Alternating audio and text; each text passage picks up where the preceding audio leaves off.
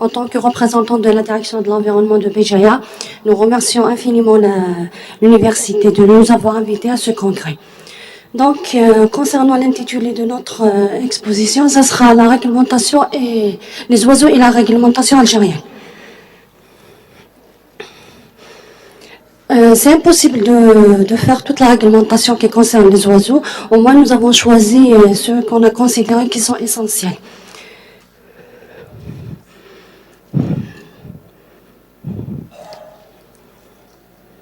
Pour le décret présidentiel 0508, il n'y a que des définitions. Une espèce est considérée espèce migratrice quand elle franchit périodiquement une ou plusieurs limites de juridiction nationale. Pour la diversité biologique, ou bien la biodiversité, c'est la variabilité des organismes vivants et on comprend aussi la diversité au sein d'une espèce et entre espèces, ainsi que celle des écosystèmes. Une espèce est considérée en danger quand elle est en voie d'extinction dans une partie ou toute une aire de répartition. Une espèce endémique, ça veut dire l'aire de répartition est limitée à une zone géographique particulière.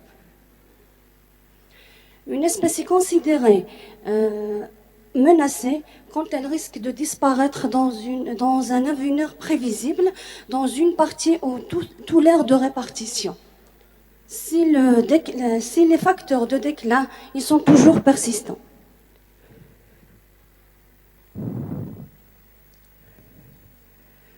Pour préserver la biodiversité, il y a le protocole signé à Barcelone le 10 juin 1995. Ça veut dire une espèce, pour pouvoir protéger une aire spécialement protégée, on ne peut pas intégrer une espèce indigène ou une espèce qui a été déjà existée. Ça veut dire la réintroduire, il faut la limiter ou c'est carrément l'interdire. L'exploration ou l'exploitation des écosystèmes, soit terrestres ou marins, les sous-sols, les fonds marins, ils sont soumis à une réglementation spécifique pour ne pas perturber la répartition ou la reproduction des espèces animales.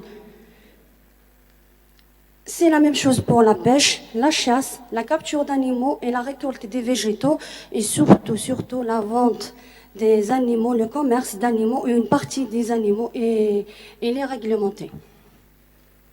Nous parlons aussi de la Commission nationale de la protection des espèces menacées de disparition, qui est une commission créée par le décret exécutif 07307 en 2007. Elle est présidée par le ministère de la Chasse, composée des représentants des ministères suivants: l'enseignement supérieur, la défense nationale, les finances, les collectivités locales et le ministère chargé de l'environnement. Il y a d'autres représentants au titre d'experts.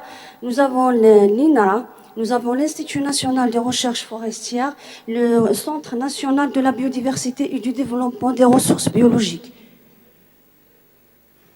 Le rôle de la commission de protection, elle a 5 rôles. Nous avons évalué les 4 les plus essentiels.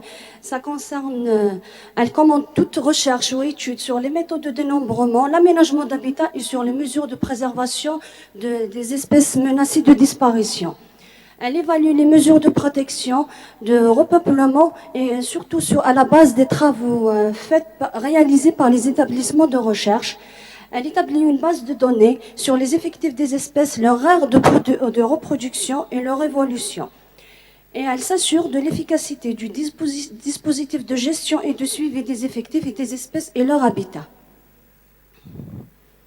Concernant les mesures de protection pour sauvegarder les espèces animales protégées dans leur habitat, le décret exécutif 08410, il prévoit que l'aménagement des habitats afin de permettre et de faciliter la reproduction des espèces animales protégées, réglementer le pâturage des espèces domestiques sur le territoire protégé et la protection sanitaire ainsi que sensibilisation à proximité.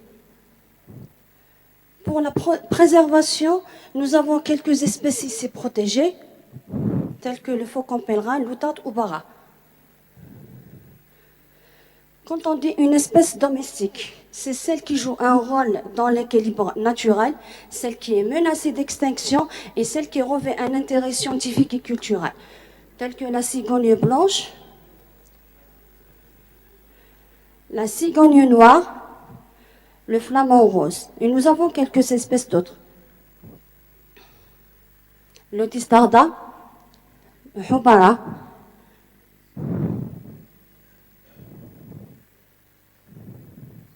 l'aigle beauté, le faucon pèlerin.